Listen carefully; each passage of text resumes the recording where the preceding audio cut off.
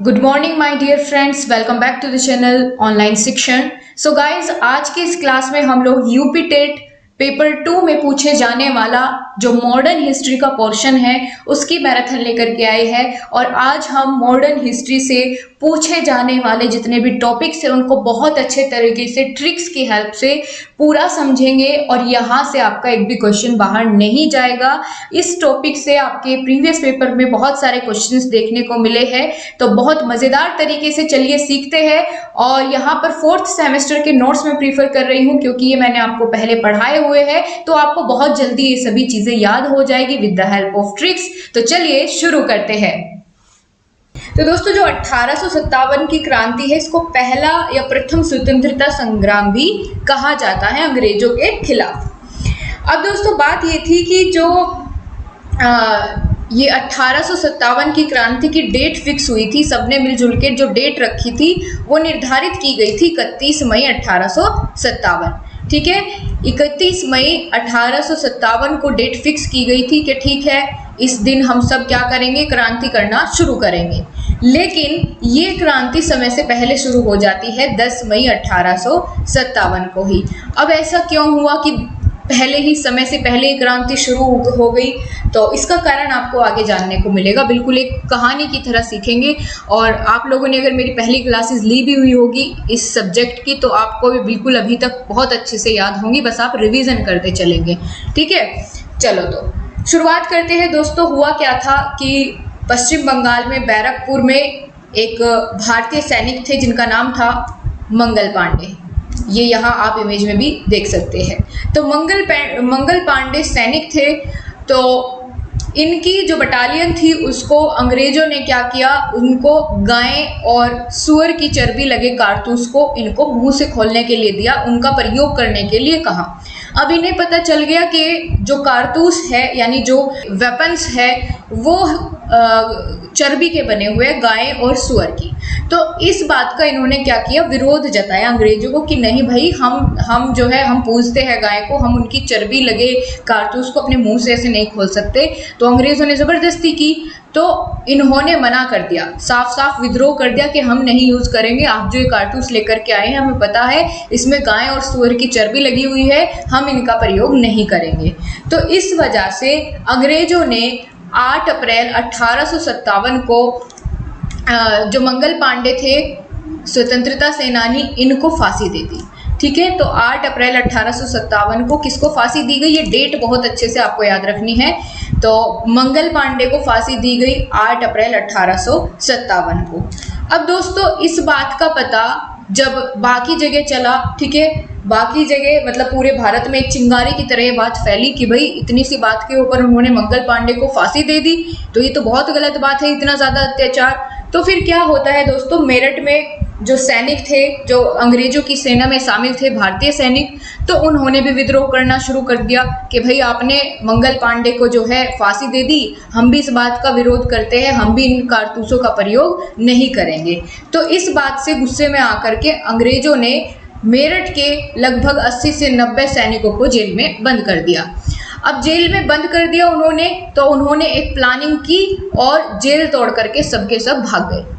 ठीक है, तो ध्यान में ये बात आपको रख के चलनी है कि 31 मई तिथि तय की गई थी, लेकिन यहाँ आप देख रहे हैं कि यहाँ कुछ भी ऐसा प्लान नहीं था।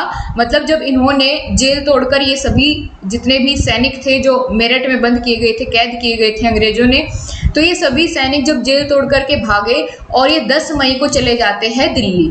दिल्ली में इनकी मुलाकात होती है, दिल्ली के शासक उस समय थे बहादुर शाह द्वितीय। तो ये सभी सैनिक जाकर के बहादुर शाह द्वितीय से मिलते हैं, कहते हैं कि भाई तुम्हें हमारा साथ देना है तो दीजिए, अभी समय है, हम सब ऐसे ऐसे जेल तोड़ करके भाग के आए हैं और अंग्रेजों के खिलाफ अब तो हमें आवाज़ उठानी पड़ेगी। उन्होंने मंगल पांडे को भी फांसी दे दी है और अब नहीं तो वो एक एक करके सबके ऊपर ऐसे ही अत्याचार करने वाले हैं। तो बहादुर शाह द्वितीय से जब ये मिले तो क्या होता है कि दिल्ली में क्रांति शुरू हो जाती है। ठीक है, दिल्ली में अंग्रेजों के खिलाफ क्रांति शुरू हो जाती है, तोड़फोड़, अंग्रेजों को भगाने के लिए पूरा नारेबाजी सब कुछ शुरू हो जाती है। तो बहादुर शाह जफर के या बहादुर शाह द्वितीय के एक सेनापति होते हैं बख्त खां।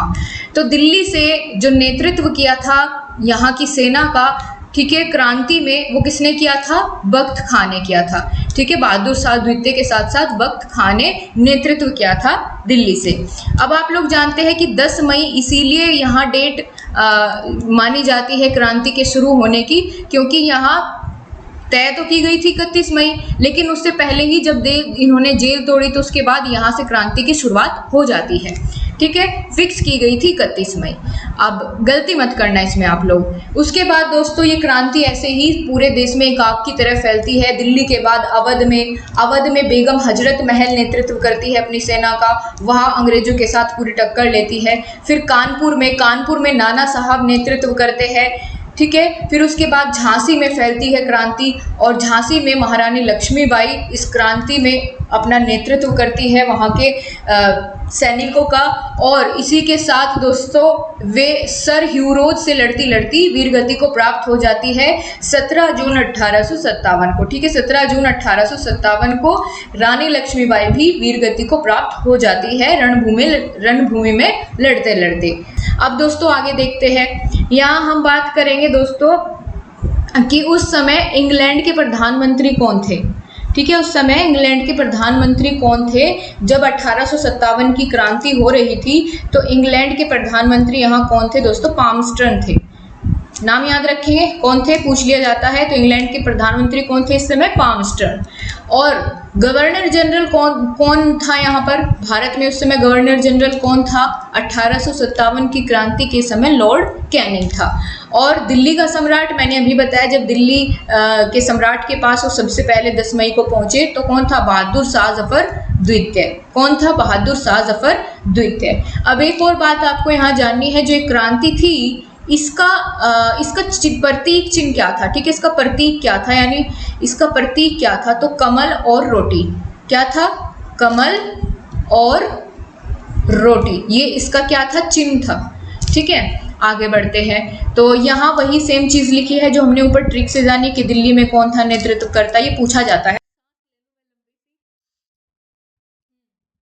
तो नेक्स्ट चैप्टर की शुरुआत होती है जिसका नाम है धार्मिक एवं समाज सुधार आंदोलन। कौन कौन से भारत में धार्मिक और समाज सुधारक आंदोलन चलाए गए? क्योंकि दोस्तों आप जानते हैं हमारे देश में बहुत पुराने समय से बहुत सारी कुप्रथाएं चली आ रही थी। कहीं बाल विवाह, ठीक है, कहीं सती प्रथा।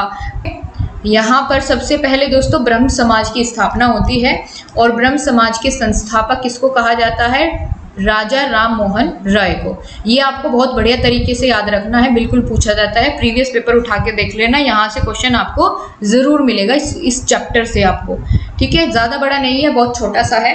तो ब्रह्म समाज के संस्थापक कौन? लिखो जल्दी से। ब्रह्म समाज के संस्थापक राजा राम मोहन राय। कब हुई स्थापना ब्रह्म समाज की? तो 1828 ईस्वी में हुई। 1828 ईस्वी में ब्रह्म समाज की स्थापना क्यों की गई? तो यह इसको और किस नाम से जानते हैं? तो इसे हिंदू धर्म का पहला सुधार आंदोलन भी कहते हैं। ठीक है, ब्रह्म समाज हिंदू धर्म का पहला सुधार आंदोलन माना जाता है, इसीलिए तो सबसे पहले इसी के बारे में हम पढ़ रहे हैं। इसके बाद आएंगे बाकी सभी आंदोलन। तो पहला सुधार आंदोलन हिंदू धर्म का यही था। इसके बाद दोस्तों यहाँ जो आपको जानना है, तो इनको आधुनिक भारत के जनक भी कहा जाता है। राजा राम मोहन राय जी को आधुनिक भारत के जनक कहा जाता है। जो चीज़ मैं अंडरलाइन करती चलो, बस इतना ही आप लोग देखें। ठीक है, भारतीय पुनर्जागरण के अग्रदूत भी राजा राम मोहन राय जी को कहा जाता है। ठीक है, याद रखेंगे, आपके पेपर में पूछा गया है कि भारतीय पुनर्जागरण का अग्रदूत किसे कहा जाता है। आगे चलते हैं। अगला आंदोलन जो होता है वो प्रार्थना समाज। अगला क्या है? प्रार्थना समाज। ब्राइटनेस को क्वालिटी को यहाँ से आप इम्प्रूव कर सकते हैं, वीडियो की क्वालिटी। ठीक है, बिल्कुल यहाँ से आप क्वालिटी इम्प्रूव कर सकते हैं, और आप अपनी सुविधा के अनुसार, अगर आपको लग रहा है कि मैं बहुत तेज़ बोल रही हूँ, जल्दी बोल रही हूँ, तो स्पीड भी कम कर सकते हैं या बढ़ा सकते हैं। अगर आपको लग रहा है धीमा बोल रही हूँ, ठीक है, तो अपने अनुसार आप यहाँ से बदलाव कर सकते हैं। साथ ही दोस्तों अगर आप अभी जुड़े हैं तो फटाफट से वीडियो को लाइक और शेयर करना बिल्कुल ना भूलें। ये मुझे कहना ना पड़े, इतना आप खुद देखा करें। तो प्रार्थना समाज की स्थापना किसने की? आत्माराम पांडुरंग और इनके साथ महादेव गोविंद भी थे। ठीक है, महादेव गोविंद। प्रार्थना समाज की स्थापना किसने की और कब की? ठीक है, और कहाँ की, ये भी पूछा जाता है। तो ये बहुत अच्छे से आपको ध्यान होना चाहिए कि प्रार्थना समाज की स्थापना किसने की? आत्माराम पांडुरंग ने। किसने? आत्माराम पांडुरंग ने। कौन से समाज की? प्रार्थना समाज की। ठीक है, बिल्कुल। जब आप प्रार्थना करते हैं तो अपनी आत्मा से ही तो करते हैं, और किसकी प्रार्थना करते हैं? राम की। तो याद हो जाएगा, जब आप प्रार्थना करते हैं पूरी अपनी आत्मा को भी या कह सकते हैं पूरी अपनी आत्मा से प्रार्थना करते हैं, और किसकी करते हैं? राम की। तो ऐसे भी इसको रिलेट कर सकते हैं ताकि गलत ना हो। और प्रार्थना समाज की स्थापना कब हुई? तो 31 मार्च 1867 को। कहाँ? बम्बई में। कहाँ होती है? बम्बई में। अब आगे बात करेंगे, यहाँ पर हमें और क्या जानना है। आगे आ जाता है आर्य समाज। आर्य समाज की स्थापना कब हुई? 1875 में। ये भी कहाँ हुई? ये भी बम्बई में हुई। और कौन थे संस्थापक? तो स्वामी दयानंद सरस्वती जी। आर्य समाज के संस्थापक कौन थे? स्वामी दयानंद सरस्वती। स्वामी दयानंद सरस्वती किसके? आर्य समाज के। इन्होंने बहुत प्रमुख नारा दिया, और ये बार बार पूछा जाता है कि वेदों की ओर लौटो, ये नारा किसने दिया? तो आप बताएंगे आर्य समाज के जो संस्थापक है स्वामी दयानंद सरस्वती, इन्होंने ही ये नारा दिया था। ठीक है, और इनकी एक प्रसिद्ध पुस्तक भी है जिसका नाम है सत्यार्थ प्रकाश। ठीक है, किसकी पुस्तक है? स्वामी दयानंद सरस्वती जी की। क्या नाम है पुस्तक का? सत्यार्थ प्रकाश। इसके बाद आ जाते हैं रामकृष्ण मिशन। रामकृष्ण मिशन की स्थापना की थी स्वामी विवेकानंद जी ने। ठीक है, स्वामी विवेकानंद जी ने। किसकी? रामकृष्ण मिशन की। अब दोस्तों ये देखिए, भगवान जो राम थे वो बहुत ज़्यादा विवेकशील थे, है ना। विवेक मतलब बहुत ही शांति प्रिय, शांत रहने वाले, बहुत ही विवेक, उसे ही कहा जाता है ना विवेक। तो राम कृष्ण मिशन। ठीक है, राम भी, भगवान राम और कृष्ण दोनों ही कैसे थे? बहुत ही विवेकशील थे या विवेक स्वभाव वाले थे। तो ऐसे याद कर लेंगे आप इसको, रामकृष्ण मिशन स्वामी विवेकानंद। याद हो गया अब तो पक्का? ठीक है, बस कंफ्यूज नहीं होना चाहिए आपको कि किसने किसकी स्थापना की, क्योंकि कई सारे हैं, तो इस वजह से आप अब कंफ्यूज नहीं होंगे इसमें। अब आगे बढ़ते हैं। यहाँ आपका जो जानने वाली चीज़ है वो है थियोसॉफिकल सोसाइटी। बहुत पूछा जाता है दोस्तों, थियोसॉफिकल सोसाइटी की स्थापना सबसे पहले कहाँ हुई थी? तो अमेरिका के न्यूयॉर्क शहर में हुई थी सबसे पहले। ठीक है, विदेशी संस्था थी। पहले कहाँ हुई थी इसकी स्थापना? अमेरिका के न्यूयॉर्क शहर में। और किसने की थी? मैडम HP ब्लावेट्स्की और कर्नल ओलकॉट। इन दोनों ने मिलकर के थियोसॉफिकल सोसाइटी की स्थापना करी थी अमेरिका के न्यूयॉर्क शहर में। सो गाइस, जब इसकी स्थापना हुई थी 1875 में इसकी स्थापना हुई थी अमेरिका के न्यूयॉर्क में, यानी इसका मुख्यालय कहाँ था? न्यूयॉर्क शहर में। फिर इसको न्यूयॉर्क से इसके मुख्यालय को 1886 में मद्रास में स्थापित किया गया। ठीक है, 1886 में। और फिर 1893 में जाकर के इसकी अध्यक्ष बनी एक आयरिश महिला जिसका नाम था श्रीमती एनी बेसेंट, जो आप यहाँ देख सकते हैं। ठीक है, ये फिर क्या करती है? थियोसॉफिकल सोसाइटी की महिला अध्यक्ष बनती है। और कब? 1893 में। तो ये थी इसकी पूरी कहानी कि कब कहाँ स्थापना हुई थी, फिर कहाँ लेकर के आया गया, ये था।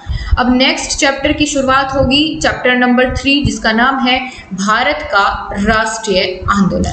अब दोस्तों, भारत का जो राष्ट्रीय आंदोलन की शुरुआत मानी जाती है औपचारिक रूप से, तो वो कांग्रेस की जब स्थापना हुई उसके साथ साथ ही भारतीय राष्ट्रीय आंदोलन की औपचारिक रूप से शुरुआत मानी जाती है।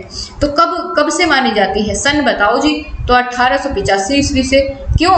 क्योंकि मैंने कहा ना कि जब कांग्रेस की स्थापना हुई तो उसके साथ ही भारत का राष्ट्रीय आंदोलन चल गया था। औपचारिक रूप से शुरुआत तब से ही मानी जाती है। तो इसका मतलब ये है कि 1885 ईस्वी में कांग्रेस की स्थापना हुई थी और 1885 ईस्वी से ही औपचारिक रूप से भारत का राष्ट्रीय आंदोलन की शुरुआत मानी जाती है। और कब तक चला यह आंदोलन? 15 अगस्त 1947, जब तक कि भारत को आज़ादी नहीं मिल गई तब तक यह आंदोलन अनावरत रूप से लगातार चलता ही रहा। क्या कहा मैंने आपको?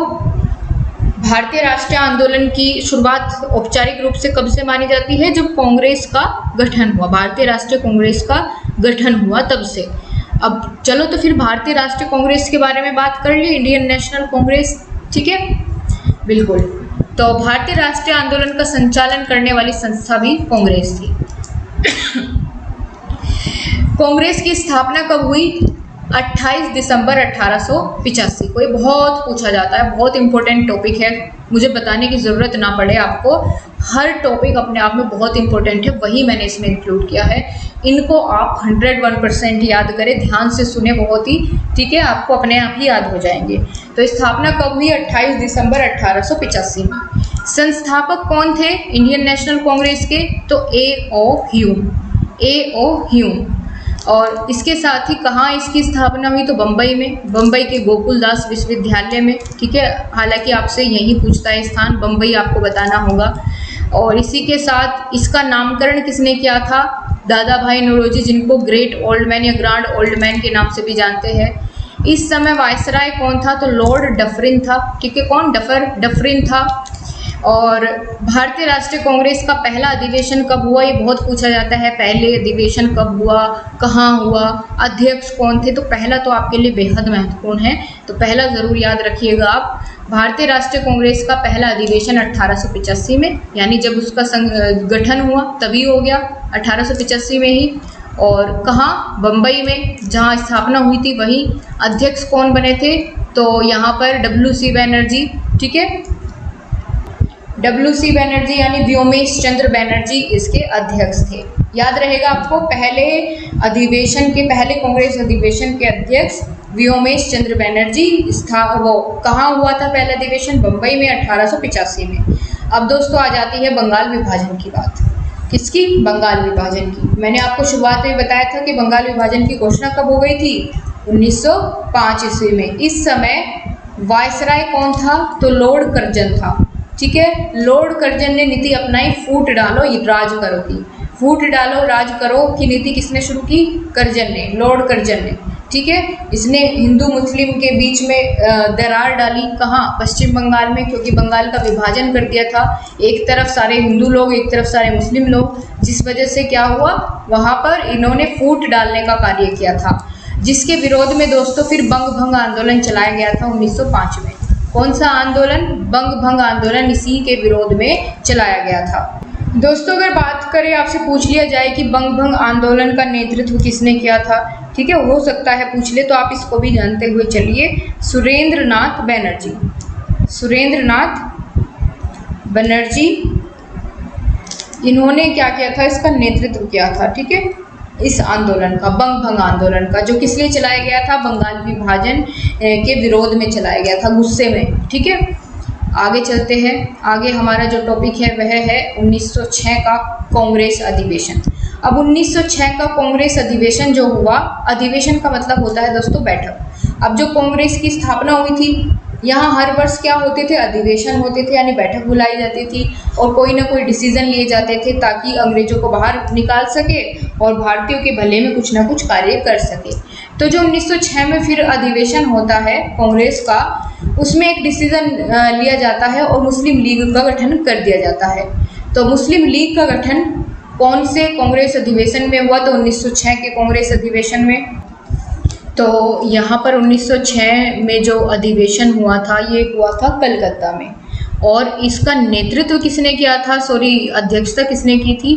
तो दादा भाई नौरोजी, ठीक है, दादा भाई नौरोजी ने अध्यक्षता की थी आपके इस वाले अधिवेशन की, ठीक है। दादा भाई नौरोजी ने क्या की थी? अध्यक्षता की थी। और डिसीजन क्या लिया गया इसमें? मुस्लिम लीग का गठन करने का। कहाँ हुआ था? तो कलकत्ता में। आगे फिर दोस्तों 1907 में होता है एक अधिवेशन। इसमें क्या डिसीजन लिया जाता है? इसमें 1907 में जो सूरत में अधिवेशन हुआ था, इसमें दोस्तों कांग्रेस दो हिस्सों में बट जाती है। कांग्रेस का विभाजन हो जाता है और दो हिस्सों में बट जाती है कांग्रेस, एक तो नरम दल और दूसरा गरम दल, ठीक है। गरम दल और नरम दल में विभाजन हो जाता है, कांग्रेस दो हिस्सों में बट जाती है। अब नरम दल और गरम दल से क्या मतलब है कि जितने भी उग्रवादी नेता थे वो सब तो गरम दल में आ गए और जितने भी उदारवादी नेता थे वो सारे नरम दल में आ गए, ठीक है। यानी आपस में टूट गया कांग्रेस, दो हिस्सों में बट गया, गरम और नरम। यानी एक तरफ तो वही सब नेता जो बिल्कुल अपना स्वराज की मांग कर रहे थे, ठीक है, और साथ ही साथ अंग्रेजों से लड़ने को तैयार थे, और दूसरी तरफ कौन से नेता थे? जो बहुत ही शांति स्वभाव वाले थे, वो नरम दल में थे, सारे के सारे नेता, ठीक है। और दोस्तों जो ये सूरत अधिवेशन हुआ था 1907 में, इसकी अध्यक्षता अगर पूछ ली जाए कि इसकी अध्यक्षता किसने की थी, तो रास बिहारी बोस, ठीक है, रास बिहारी बोस ने अध्यक्षता, या रास बिहारी घोष होगा, ठीक है, बोस नहीं घोष, तो रास बिहारी घोष ने अध्यक्षता की थी सूरत अधिवेशन की, जो कि 1907 में हुआ। और 1907 में कांग्रेस दो हिस्सों में बट गया, नरम दल और गरम दल। अब नरम दल के प्रमुख नेता कौन कौन से थे, पहले ही मैंने आपको बताया था, उदारवादी वाले थे जो उनसे, वो यहाँ आ जाएंगे। लेकिन जो नरम दल का नेतृत्व कर रहे थे वो प्रमुख नेता थे मोतीलाल नेहरू, जो कि जवाहरलाल नेहरू के पिताजी थे। और गरम दल के नेतृत्वकर्ता कौन थे, लोकमान्य बाल गंगाधर तिलक जी थे। और नारा इन्होंने दिया वंदे मातरम। और जो बाल गंगाधर तिलक जी है, इन्होंने ये भी नारा दिया था कि स्वराज मेरा जन्मसिद्ध अधिकार है, ठीक है। ये किससे संबंधित है, बाल गंगाधर तिलक से। बाल गंगाधर तिलक की कुछ प्रमुख पत्रिकाएं हैं, मराठा केसरी और गीता रहस्य। यहाँ तक कवर हो जाता है। आगे चलते हैं। 1916 में लखनऊ अधिवेशन होता है और लखनऊ अधिवेशन में दोस्तों फिर वापस गरम दल नरम दल एक हो जाते हैं, ठीक है, समझौता हो जाता है। और इनके साथ साथ मुस्लिम लीग भी इनके साथ मिल जाती है। तो कांग्रेस लीग समझौता कब हुआ, 1916 के लखनऊ अधिवेशन में। अब आगे बढ़े थोड़ा सा और, तो दोस्तों 1 नवंबर 1913 को सैन फ्रांसिस्को में गदर पार्टी का गठन हुआ। किसका, गदर पार्टी का गठन कहाँ हुआ, सैन फ्रांसिस्को में। कब, 1913 में। संस्थापक कौन थे, तो लाला हरदयाल थे। अध्यक्ष किसको बनाया गया, सोहन लाल को बनाया गया, ठीक है। तो लाला और लाल ये दोनों इससे संबंधित है। लाला हरदयाल संस्थापक और सोहन लाल अध्यक्ष थे। 1913 में स्थापना हुई गदर पार्टी की सैन फ्रांसिस्को में। इसके बाद बात करेंगे दोस्तों 1916 की। 1916 में भारत में होम रूल लीग की स्थापना हुई, ठीक है। होम रूल लीग की स्थापना हुई और 2 जगह हुई, कहाँ कहाँ, पूना में और मद्रास में। पूना में तो बाल गंगाधर तिलक जी ने इसकी स्थापना की और मद्रास में किसने की, एनी बेसेंट ने। एनी बेसेंट ने, जो कि थियोसॉफिकल सोसाइटी की क्या थी, अध्यक्ष भी थी, ठीक है। एनी बेसेंट बताया तो था भी थियोसॉफिकल सोसाइटी के बारे में थोड़ी देर पहले ही, वही एनी बेसेंट है, आयरिश महिला। तो 1916 में होम रूल लीग की स्थापना हुई। पूना में तो तिलक जी ने, बाल गंगाधर तिलक, और मद्रास में एनी बेसेंट, ठीक है। और कांग्रेस अधिवेशन की प्रथम महिला अध्यक्ष भी बनी, ये मैंने आपको पहले बता दिया था। आगे चलते हैं। आगे दोस्तों 1919 की बात आती है। 1919 में एक एक्ट आता है जिसका नाम है रोलेट एक्ट। रोलेट एक्ट को काला कानून भी कहते हैं, काला कानून। अब काला कानून क्यों कहते हैं दोस्तों, ये रोलेट एक्ट जो था ये एक कमेटी थी, ठीक है। रोलेट एक्ट क्या था, ये एक कमेटी थी और इस कमेटी में जितने मेंबर थे वो सारे के सारे कैसे थे, अंग्रेज थे, गोरे लोग थे, ठीक। नहीं, ये थोड़ा सा अलग है। रोलेट एक्ट में क्या था, 1919 में रोलेट एक्ट आया और रोलेट एक्ट को काला कानून इसलिए कहा गया क्योंकि दोस्तों इसमें ना तो किसी वकील, ना बिना वकील, बिना अपील और बिना दलील के किसी को भी पकड़ के गिरफ्तार कर लिया जाता था। बिल्कुल केवल और केवल संदेह के आधार पे किसी को भी गिरफ्तार कर लिया जाता था। और रोलेट एक्ट जो एक ये एक्ट आया तो किसकी अध्यक्षता में, सर सिडनी रोलेट की अध्यक्षता में एक कमेटी नियुक्त हुई थी। और जो भारत में क्रांतिकारी प्रभाव बढ़ता जा रहा था इसको समाप्त करने के लिए, दबाने के लिए रोलेट एक्ट लाया गया। और रोलेट एक्ट ला करके क्या किया गया, जिस पर भी संदेह हुआ उसको पकड़ा और गिरफ्तार कर लिया, बिना वकील, बिना अपील और बिना दलील का कानून भी इसको नाम दिया गया और काला कानून भी, ठीक है। काला कानून क्यों, क्योंकि भाई सुनता ही नहीं है किसी की, सीधा पकड़ा, संदेह के आधार पर सीधा जेल, ठीक है। आगे बात करते हैं। इसके बाद दोस्तों एक बहुत बड़ी घटना होती है जब ये रोलेट एक्ट आ गया 1919 में। इसके बाद इन्होंने पकड़ना शुरू किया संदेह के आधार पर। तो इसके अंतर्गत इन्होंने 2 प्रमुख नेताओं को पकड़ लिया पंजाब के। कौन कौन से, एक तो डॉक्टर सत्यपाल और सैफुद्दीन किचलू। इन दोनों को इन्होंने रोलेट एक्ट के अंतर्गत अंग्रेजों ने गिरफ्तार कर लिया। तो जब इनको गिरफ्तार कर लिया, पंजाब के जितने भी लोग थे उन्होंने एक बैठक बुलाई, कहाँ, जलियांवाले बाग में। अमृतसर में पड़ता है जलियांवाला बाग। ठीक है, ये पूछ लिया जाता है कहाँ पड़ता है, तो अमृतसर में, पंजाब के अमृतसर में जलियांवाला बाग स्थित है। ठीक, तो ये क्या होता है कि भाई जब इन दोनों की गिरफ्तारी हुई तो वहाँ के स्थानीय लोगों ने क्या कहा कि चलो एक बार बैठक बुलाओ, ये तो गलत बात है, उन्होंने केवल संदेह के आधार पर हमारे नेताओं को गिरफ्तार कर लिया। तो वहाँ बहुत सारे लोग इकट्ठे हो जाते हैं जलियांवाला बाग में। इसकी खबर पड़ जाती है जनरल डायर को। अब उन्होंने तो वैसे ही भारतीयों को दबाने के लिए, विद्रोह को दबाने के लिए ये एक्ट चलाया हुआ था, ऊपर से देखा कि जलियांवाला बाग में पूरी भीड़ इकट्ठी हुई पड़ी है। ठीक है, तो इन्होंने, जनरल डायर ने गोली चलाने के आदेश दे दिए कि भाई जलियांवाला बाग में जाओ और जो भी सामने आए गोलियां चला दो। तो दोस्तों ऐसा ही हुआ, लगभग 1800 से ज़्यादा भारतीय लोग वहाँ मारे गए, जिसमें बच्चे, बूढ़े, ठीक है, औरतें और सब तरह के बुजुर्ग सब शामिल थे, और लगभग 1800 लोग इसमें मार दिए गए गोली मार के। और ये घटना हुई कब थी, तो 13 अप्रैल 1919 को। ये आपसे पूछी जाती है डेट। ठीक है, जलियांवाला बाग हत्याकांड कब हुआ, 13 अप्रैल 1919, और इस दिन बैसाखी थी। क्या थी, बैसाखी के दिन 13 अप्रैल 1919 को। क्यों, क्योंकि यहाँ बैठक कर रहे थे अमृतसर के जलियांवाला बाग में, किस वजह से, डॉक्टर सत्यपाल और सैफुद्दीन किचलू की गिरफ्तारी पर ये विरोध जताने के लिए यहाँ बैठक कर रहे थे जलियांवाला बाग में अमृतसर के। तो जनरल डायर को पता चला तो इन्होंने गोलियां चलवा दी। 13 अप्रैल 1919 की ये बात है, समझ में आई। अब दोस्तों यही 1919 की एक और घटना है।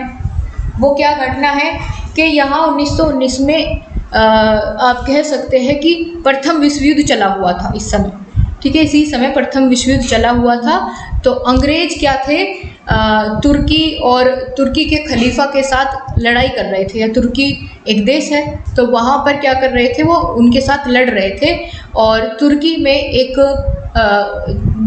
धर्मगुरु थे, तुर्की में एक धर्मगुरु थे मुसलमानों के, जिनको खलीफा कहा जाता था। ठीक है, तुर्की में एक धर्मगुरु थे जिनको खलीफा कहा जाता है। खलीफा का मतलब धर्मगुरु ही होता है। तो मुस्लिम धर्मगुरु थे, और उनको दोस्तों अंग्रेजों ने क्या किया, उनके पद से हटा दिया, है ना। ठीक है, क्या किया गया, युद्ध के दौरान इन्होंने, ब्रिटिश सरकार ने क्या किया, इनके साम्राज्य का विघटन कर दिया। जो वहाँ तुर्की के खलीफा थे, तुर्की के सुल्तान थे, ठीक है, तुर्की के सुल्तान थे, और इनको वहाँ से क्या कर दिया गया, इनके साम्राज्य का विघटन कर दिया गया। जिस वजह से भारत के जितने भी मुस्लिम थे वो बहुत मानते थे इनको, तुर्की के सुल्तान को अपना खलीफा मानते थे, धर्मगुरु मानते थे। अब जब उनको ही विघटित कर दिया गया उनके साम्राज्य को, तो बहुत दुखी हुए भारतीय मुसलमान। तो उन्होंने अंग्रेजों का विरोध जताने के लिए एक आंदोलन चला दिया भारत में, जिसका नाम रखा गया खिलाफत आंदोलन। ठीक है, क्या रखा गया, खिलाफत आंदोलन। तो खलीफा के पद की पुनर्स्थापना करवाने के लिए जो आंदोलन चलाया गया उसका नाम क्या था, खिलाफत आंदोलन था। अब अली बंधु जो थे, अली बंधु, ये इसका नेतृत्व कर रहे थे। अली बंधुओं ने क्या किया, इसका नेतृत्व किया। अब अली बंधु कौन है, ये भी पूछ लिया जाता है आपसे, पेपर में अच्छा प्रश्न बनता है यहाँ से। तो एक का तो नाम है मोहम्मद अली। ठीक है, मोहम्मद अली। अली बंधु दो भाई थे, मोहम्मद अली, और दूसरे का नाम क्या है, शौकत अली। तो ये दोनों क्या कर रहे थे, शौकत अली, ये दोनों ने क्या किया, नेतृत्व किया खिलाफत आंदोलन का। अब खिलाफत आंदोलन कब से कब तक चला, तो 19 अक्टूबर 1919 से 1924 तक ये आंदोलन चलता रहा। तो ये बात हो गई, एक तो खिलाफत आंदोलन चला 1919 से 1924 तक। अब इसी बीच गांधी जी ने भी एक आंदोलन चला दिया। गांधी जी ने क्यों चलाया कि जो जलियांवाला बाग हत्याकांड हुआ था उसके विरोध में गांधी जी ने एक आंदोलन चला दिया, जिसका नाम रखा असहयोग आंदोलन। ठीक है, नाराज होकर के कि अंग्रेजों ने इतना ज़्यादा अत्याचार किया है, इतना गलत काम किया है, तो असहयोग आंदोलन चला दिया। असहयोग का मतलब कि किसी भी कार्य में अंग्रेजों का सहयोग नहीं करना है, हर तरह से उनको क्या करना है, उनका बहिष्कार करना है, उनके कपड़े नहीं पहनने, अंग्रेजों विदेशी कपड़े नहीं पहनने। ठीक है, और अगर कोई उनके किसी संस्था में काम कर रहा है अंग्रेजों की, तो उसने अपना काम करना छोड़ दिया। अगर कोई अंग्रेजी संस्था है, स्कूल है मान लो, वहाँ भारतीय टीचर जो थे उन्होंने पढ़ाना छोड़ दिया। यानी हर तरीके से उनका असहयोग करना शुरू कर दिया। इस आंदोलन का नेतृत्व किया महात्मा गांधी जी ने, और ये आंदोलन शुरुआत कब हुआ? 1 अगस्त 1920 को। और कब तक चला? तो ये 1922 तक चला। ठीक है, 1922 तक ये आंदोलन चला। 1922 से आगे तक चलना था, लेकिन बंद क्यों कर दिया गया, इसको समाप्त क्यों कर दिया गया बीच में? क्योंकि दोस्तों 1922 में एक कांड हो जाता है जिसको नाम दिया जाता है चोरी चोरा कांड। ये चोरी चोरा कांड क्या है इसके बारे में अभी जानेंगे। अभी ये समझ के चलिए आप कि असहयोग आंदोलन 1920 से 1922 तक चला। ठीक है, और इसी बीच जो ये असहयोग आंदोलन है, इसको हिंदू मुस्लिम एकता का प्रतीक भी, आधार भी माना जाता है। ये पूछा गया प्रश्न है। हिंदू मुस्लिम एकता का आधार असहयोग आंदोलन को माना जाता है, क्योंकि दोस्तों इसी दौरान क्या होता है कि गांधी जी खिलाफत आंदोलन के साथ मिल जाते हैं कि भाई हम भी अंग्रेजों का ही बहिष्कार कर रहे हैं और आप लोगों भी उनका ही विरोध कर रहे हैं, तो क्यों ना साथ मिल करके करें। ठीक है, तो इस तरीके से इसको हिंदू मुस्लिम एकता का आधार भी माना जाता है। अब जो मैंने कहा कि असहयोग आंदोलन 1922 में समाप्त हो गया, क्यों समाप्त हुआ? क्योंकि चोरा चोरी कांड हो गया था। अब ये चोरा चोरी कांड है क्या? यहाँ से क्वेश्चन पूछा था, चोरा चोरी कांड क्या है, यह किस स्थान पर हुआ?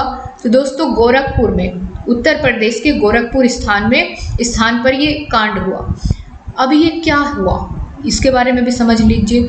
तो दोस्तों ऐसा हुआ कि गोरखपुर में कुछ लोग जो वहाँ के निवासी थे, ठीक है, स्थानीय निवासी थे, वे सभी शांति मार्च निकाल रहे थे, आप कह लीजिए कि प्रदर्शन कर रहे थे। तो उस वजह से वहाँ रास्ते में कोई थाना पड़ता था, तो वहाँ के थानेदार ने उन पर आप कह सकते हैं कि उनको अपशब्द बोले और उनके खिलाफ उन पर लाठी डंडे चलाने शुरू कर दिए, जिस वजह से उन लोगों ने गुस्सा करके गोरखपुर के जो निवासी थे उन्होंने क्या कर दिया, उस थानेदार को भी और वहाँ उस चौकी में जितने सिपाही थे उन सभी को थाने के अंदर बंद करके उसमें आग लगा दी।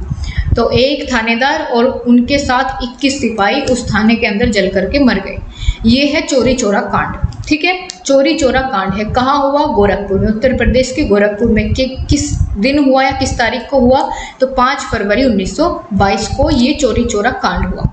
अब इसी वजह से, क्योंकि गांधी जी अहिंसा के पुजारी थे कि भाई हिंसा नहीं करनी है कहीं भी, और भारतीय लोगों ने हिंसा कर दी, तो इस वजह से गांधी जी नाराज हो गए और उन्होंने 11 फरवरी 1922 को अपना जो आंदोलन था असहयोग आंदोलन उसको समाप्त कर दिया कि भाई तुम ही देख लो, बस अपने तरीके से कर लो जब मेरी नहीं सुनते हो।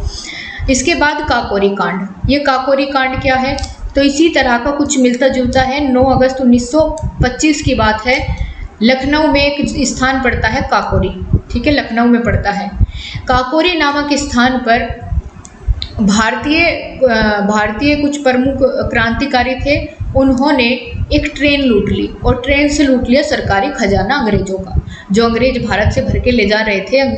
तो उस सरकारी ट्रेन को भारतीय क्रांतिकारियों ने लूट लिया। उस ट्रेन का नाम क्या था ये पूछ लिया जाता है, तो 8 डाउन ट्रेन। क्या नाम था? 8 डाउन ट्रेन। और काकोरी कांड इसलिए नाम दिया गया क्योंकि काकोरी एक स्थान है, वहीं पर इस ट्रेन को लूटा गया था। ठीक है, तो इसलिए इसका नाम काकोरी कांड पड़ा। इसकी वजह से दोस्तों अंग्रेजों ने गुस्से में आकर के हमारे जो क्रांतिकारी गिरफ्तार हुए थे उनमें से राम प्रसाद बिस्मिल, अशफाक उल्लाह खां, राजेंद्र लहड़ी और ठाकुर रोशन सिंह को फांसी भी दे दी थी, इसी बात की वजह से, क्योंकि इन्होंने खजाना लूट लिया था और ये गिरफ्तारी हो गई इनकी, तो फिर इनको फांसी दे दी गई। ये नाम याद रख लीजिए, कई बार पूछ लिया जाता है काकोरी कांड के जो फलस्वरूप किस किस को फांसी दी गई थी। तो राम प्रसाद बिस्मिल, अशफाक उल्लाह खां, राजेंद्र लहड़ी और ठाकुर रोशन सिंह, इनको फांसी दे दी। ये था काकोरी कांड। अब इसके बाद आगे चलते हैं दोस्तों। आगे आता है स्वराज दल। स्वराज दल की स्थापना हुई 1923 में। कब? 1923 में। किसने की? तो इसके संस्थापक थे चित्तरंजन दास और मोतीलाल नेहरू। कौन कौन? चित्तरंजन दास और मोतीलाल नेहरू ने स्वराज दल की स्थापना करी। इन्होंने क्यों की थी इसकी स्थापना? क्योंकि इनका उद्देश्य था विधान परिषद में होने वाले चुनाव में भाग लेना। ठीक है, तो इसलिए इन्होंने स्वराज दल की स्थापना की थी। आगे चलते हैं, यहाँ आपको इतना ही जानना था। आगे दोस्तों बात आती है साइमन कमीशन की। अभी साइमन कमीशन क्या है? साइमन कमीशन को व्हाइट मैन कमीशन के नाम से भी जाना जाता है। किस नाम से? White man commission. White man commission क्यों? दोस्तों साइमन कमीशन भारत आया था 1919 के चेम्सफोर्ड सुधार अधिनियम के तहत, या 1919 के एक्ट के तहत भारत में साइमन कमीशन आया। और साइमन कमीशन आकर के मतलब क्या उद्देश्य था इसका आने का? तो साइमन कमीशन का उद्देश्य था भारतीयों के लिए कानून बनाना। और इसमें साइमन कमीशन में 7 सदस्य थे और सातों के सातों थे अंग्रेज। तो भाई जब सातों के सातों सदस्य अंग्रेज भारतीयों के लिए कानून बनाने आए हैं, तो आप ही बताओ कैसे कानून बनाएंगे वो? उन्हें यहाँ की सिचुएशन नहीं पता है। और पहली बात तो ये कि वो अपने फेवर में ही सारे डिसीजन लेंगे। जब भारतीय लोग उसमें शामिल ही नहीं हैं तो वो कैसे भारतीयों की बातों का ध्यान रख सकते हैं? तो इस वजह से भारतीय लोगों ने इसको व्हाइट मैन कमीशन का नाम दिया। क्या नाम दिया? White man commission. ठीक है। और साइमन कमीशन में 7 सदस्य थे जो कि सातों अंग्रेज थे। इसके अध्यक्ष थे जॉन साइमन, जिनके नाम पर इसकी ये कमीशन बना, एक कमेटी बनी। किसके नाम पर? जॉन साइमन के, क्योंकि ये अध्यक्ष थे। ठीक है।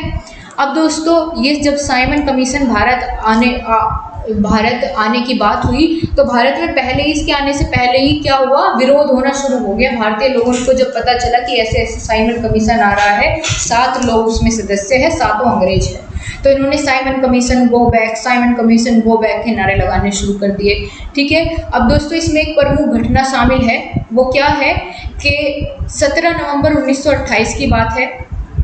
17 नवंबर 1928 की बात है। तो इसी के विरोध में लाला लाजपत राय जी क्या कर रहे थे? मार्च निकाल रहे थे और विरोध में नारे लगा रहे थे साइमन कमीशन गो बैक। अब वहीं एक पुलिस अधिकारी होता है अंग्रेजी, जिसका नाम है सैंडर्स। तो इसने गुस्से में आकर के लाला लाजपत राय के ऊपर बहुत ज़्यादा लाठियाँ बरसाई, इतनी ज़्यादा कि उनकी उसी वजह से क्या हो जाती है? 17 नवंबर 1928 को मृत्यु हो जाती है। ठीक है। ये विरोध कर रहे थे किसका? साइमन कमीशन का। तो साइमन कमीशन का विरोध करते हुए जब ये जुलूस निकाल रहे थे तो सैंडर्स ने लाला लाजपत राय पर बहुत ज़्यादा लाठियों से प्रहार किया, जिससे 17 नवंबर 1928 को इनकी मृत्यु हो जाती है। तो साइमन कमीशन गो बैक नारा किसने दिया? लाला लाजपत राय ने। याद रहेगा। साइमन कमीशन भारत कब आया? पूछा जाता है। साइमन कमीशन भारत कब आया? तो 1928 में। कब आया? 1928 में। 3 फरवरी 1928 को साइमन कमीशन या साइमन आयोग भारत आया था। समझ में आई बात? क्या हुआ साइमन कमीशन से? प्रमुख जितनी बातें थी हमने जान ली है। इसके बाद शुरू होते हैं दोस्तों बारदोली सत्याग्रह। अब ये बारदोली सत्याग्रह क्या है? बारदोली सत्याग्रह दोस्तों बारदोली नामक स्थान पर ही हुआ। अब बारदोली में क्या होता है कि वहाँ के किसानों के ऊपर एकदम से सरकार ने, अंग्रेजों ने कर बढ़ा दिया। उनकी फसलों पर बहुत ज़्यादा कर बढ़ा दिया, 30% कर बढ़ा दिया किसानों की फसलों पर। तो जिस वजह से जो बारदोली के लोग थे वो बहुत ज़्यादा परेशान हो गए, किसान बहुत ज़्यादा परेशान हो गए।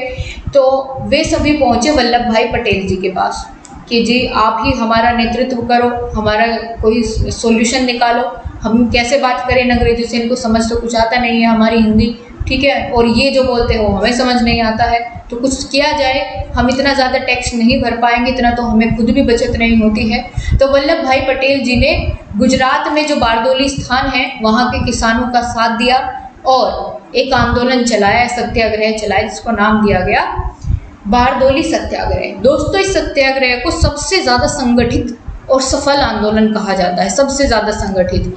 ठीक है, सबसे ज़्यादा संगठित, क्योंकि वल्लभ भाई पटेल जी ने पहले ही कहा था कि अगर मैं नेतृत्व करूंगा तो मेरे हिसाब से आप सभी को काम करना होगा, उसी हिसाब से आप सभी लोग चलेंगे। तो सब बहुत संगठित तरीके से इस आंदोलन को सफल बनाया सबने।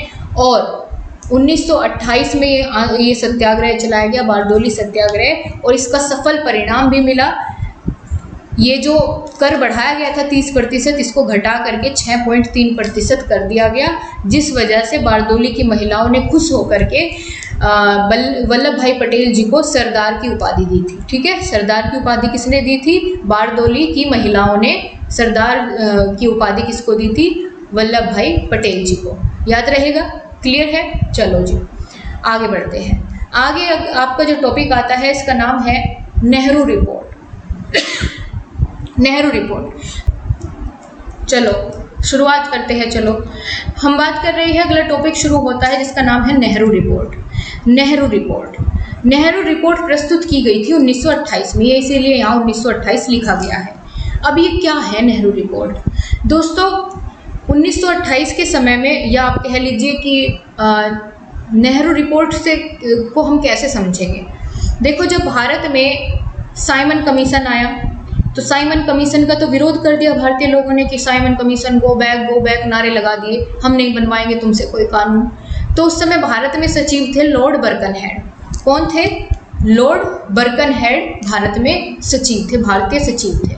अब इन्होंने कहा कि भाई तुम साइमन आयोग जो हम तुम्हारे भले के लिए लेकर के आए हैं उसका विरोध कर रहे हो, तो फिर तुम्हारे लिए कानून कौन बनाएगा? तुम तो इस लायक हो नहीं कि अपने लिए कानून बना सको। चलो तो मैं तुम्हें एक चैलेंज देता हूँ, जब तुम साइमन आयोग का विरोध कर रहे हो, उनका बनाया कानून नहीं मानना चाह रहे हो, तो तुम अपने लिए एक संविधान बना करके दिखाओ, भारतीयों को कहा। अब भारतीयों को तो ये एक पॉजिटिव तरह से उन्होंने लिया कि ठीक है, हम तुम्हारी चुनौती को स्वीकार करते हैं। भारतीय लोगों ने इनकी चुनौती स्वीकार कर ली लॉर्ड बर्कनहेड की, और लॉर्ड बर्कनहेड ने इनके सामने एक शर्त रखी कि ठीक है, संविधान तो तुम बना लोगे, बना लो संविधान, देखूंगा मैं, और लेकिन जो तुम संविधान बनाओगे उसका कोई विरोधी नहीं होना चाहिए तुम में से, ठीक है? तुम सब भारतीयों में से कोई भी उसका एक भी विरोधी नहीं होना चाहिए, क्योंकि लॉर्ड बर्कनहेड कहीं ना कहीं जानता था कि इनमें आपस में उस तरह की एकता नहीं है, कोई ना कोई विरोध जरूर करेगा इनके बनाए हुए संविधान का। तो यहाँ से शुरुआत होती है नेहरू रिपोर्ट की, क्योंकि दोस्तों मोतीलाल नेहरू जी एक कमेटी बनाते हैं और उसके अध्यक्ष कौन बनते हैं? मोतीलाल नेहरू जी ही बनते हैं। इनकी अध्यक्षता में एक कमेटी बनाई जाती है जिसमें 7 सदस्य होते हैं, और ये सातों सदस्य क्या करते हैं? सबके सब मिल करके एक क्या करते हैं? संविधान का निर्माण करते हैं, और इस संविधान को बना करके 28 अगस्त 1928 को इसकी रिपोर्ट बना करके प्रस्तुत कर देते हैं लॉर्ड बर्कनहेड के सामने, ठीक है? कि लो भाई, तुमने हमें जो चुनौती दी थी हमने स्वीकार की, और ये रहा हमारा संविधान, हमने बना दिया। तो 28 अगस्त 1928 को क्या होती है? ये रिपोर्ट प्रस्तुत कर दी जाती है संविधान बना करके। इसको नाम दिया गया नेहरू रिपोर्ट। क्यों? क्योंकि इसकी अध्यक्षता मोतीलाल नेहरू जी ने की थी, इस वजह से इसको नेहरू रिपोर्ट नाम दिया गया। और कब प्रस्तुत हुई? 28 अगस्त 1928 को, ठीक है दोस्तों? समझ में आई बहुत अच्छे तरीके से। अब आपको शर्त याद है लॉर्ड बर्कनहेड ने क्या कहा था कि कोई विरोधी नहीं होना चाहिए, लेकिन वही बात हुई जिसका डर था। मुस्लिम लीग के अध्यक्ष थे मोहम्मद अली जिन्ना, उन्होंने साफ साफ नेहरू रिपोर्ट को मानने से मना कर दिया कि ये सही नहीं है रिपोर्ट, ठीक है, इसमें कुछ कमियां हैं, यहाँ मुस्लिमों का जिक्र नहीं हुआ है, हम इस रिपोर्ट को नहीं मानते हैं। तो इसी वजह से फिर क्या हुआ? जो भारतीय द्वारा बनाया गया संविधान था, इसको लॉर्ड बर्कनहेड ने कहा कि भाई तुम असफल रहे, ठीक है, जो चुनौती मैंने दी थी तुम उसमें असफल रहे। तो ये था आपका नेहरू रिपोर्ट के बारे में सारी बातें। तो सविनय अवज्ञा आंदोलन की शुरुआत कैसे होती है? दोस्तों शुरुआत तो होती है नमक कानून तोड़ने के लिए, और जिस दिन नमक कानून टूटेगा ये मान के चलो उसी दिन सविनय अवज्ञा आंदोलन शुरू हो जाएगा।